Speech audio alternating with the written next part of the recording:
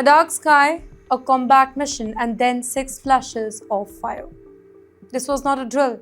This was a real operation. Welcome to TimesXP, and it all happened over Yemen. Well, the operation was called Operation Rogue Rider. US fighter jets were sent in to strike missile positions linked to the Houthis. The aircraft? F-16 fighting Falcon jets, specifically configured for wild weasel mission.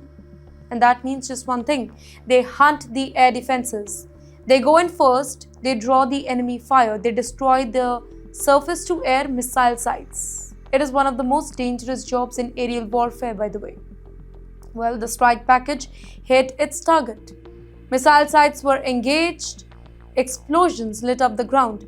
Mission almost complete, almost, because seconds later, warning alarms, they screamed inside the cockpit. Missile lock, and then another.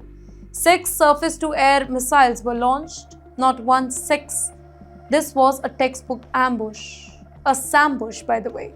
Surface-to-air missile batteries laying in wait. The pilots had just attacked. Now they were the hunted. Imagine the scene here: night sky, high speed, sudden bright trail tracing upwards. Inside the cockpit, flashing alert. No time to think, only react. The pilots pulled extreme high G turn. Hard banking maneuvers, in fact countermeasures deployed. Flares bustling beside them, each move pushing the aircraft and the human body to the limit. Fuel gogs dropping, distance from safety shrinking. At least one missile reportedly exploded dangerously close. Shock waves, violent turbulence, moments that felt like minutes. And then another problem was there: fuel was running low, very low. Somewhere in the darkness, a tanker aircraft waited, basically a lifeline for them. The F-16s raced towards it, still shaken, still scanning for more threat. A final challenge: mid-air refueling after a near-death escape. They made it, but barely. Now this particular story is resurfacing. Why? Because tensions in the region, they are already rising again. The Iran factor looms large. Regional proxy groups are active. US carriers, they are positioned. And military planners are asking one question: could similar tactics be used again? The Strait of Hormuz, the Red Sea, the Gulf. These are crowded, tense theater.